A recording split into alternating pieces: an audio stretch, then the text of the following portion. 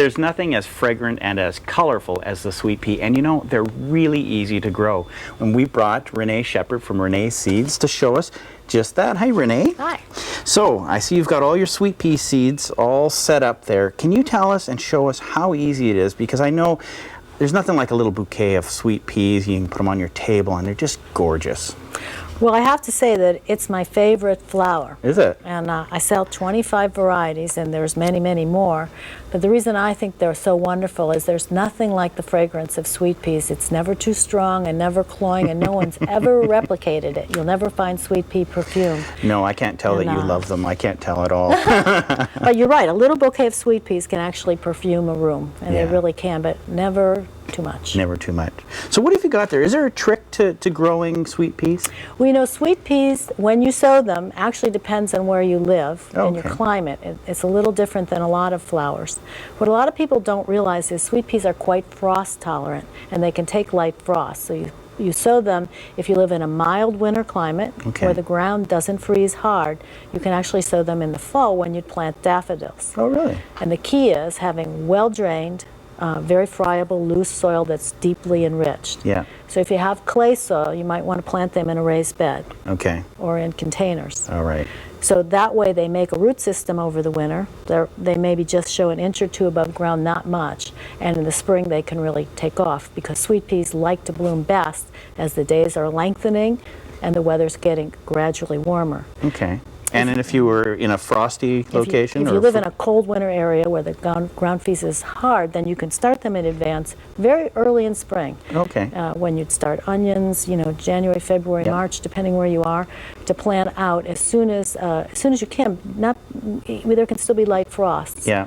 And depending in very northern areas, you plant them out in April or May. Yeah. And as you go south, you'd plant them out a little earlier. Perfect. All the keen gardeners are in January 1. They've got their sweet peas out and ready to go in Tuktoyaktuk probably. So, anyways, what do we do?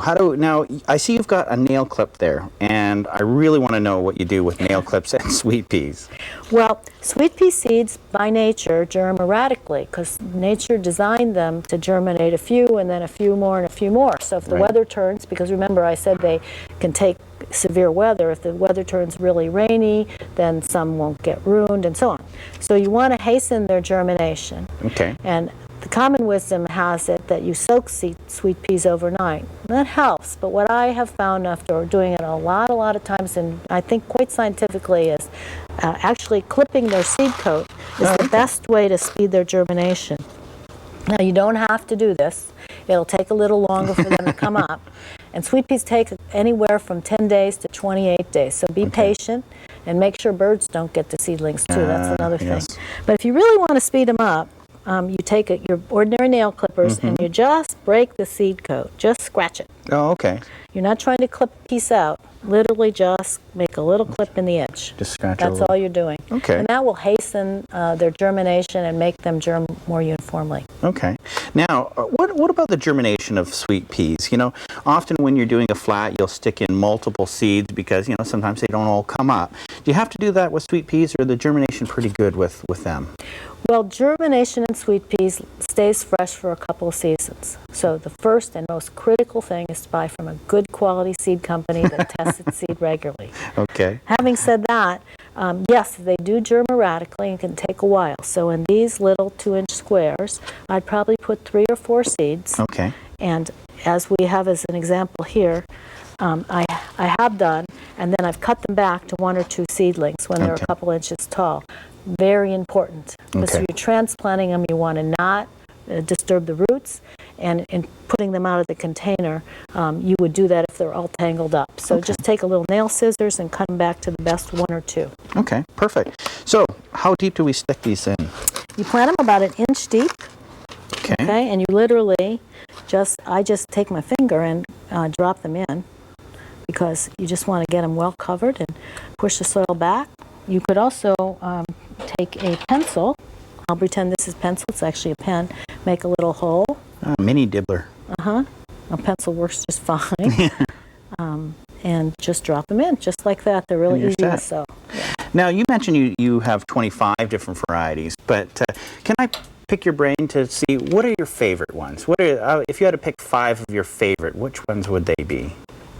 Well, it's hard to choose, but I would definitely say my favorite sweet pea. This is called April in Paris. Okay. It's bred by Dr. Keith Hammett, who's a sweet pea breeder in New Zealand, who's breeding for fragrance. One of the very few breeders who's doing, and this is the most fragrant of all sweet peas I've ever found. So April in Paris. Okay.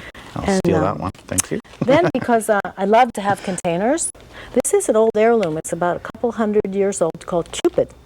They're pink and white, fragrant, and they drape about 8 to 10 inches and cascade from a container. So I love these. Oh, okay. And you get several cuts of, you let them bloom, cut them back, and they'll bloom again. Start again. Great. Oh. You realize I'm taking these home, don't you? And this is something that I've just started to do. This is the different species. These are perennial sweet peas. They are not fragrant, but they look like little orchids. And they come in sprays, and they vine up and produce a beautiful hedge, and they form tubers and come back, and they're hardy to zone 4. So a very different species than all the others we've been talking about, but quite wonderful and reliable. Neat. And then finally, and this might not be to everyone's taste, but I'm kind of a sweet pea freak, so this is another species, and they're electric blue color. Oh, yeah. And they're tiny sweet peas, this color, and these bright blue, perfect for containers. These grow short. They're just about 2-3 feet tall. Oh, neat. Excellent. And then finally, did you say 5? I said Only 5. get 5? I love this one. It's called watermelon. And it's a color of watermelon flesh and very fragrant, just pinky, peachy, happy color. Perfect. Nice. Probably nice with the electric blue, I would think. They all, yes, they'd be gorgeous, but I love them all. Oh. Renee, thank you very much. You've made it really easy and simple for us. I'm going to take these home and try them. Okay.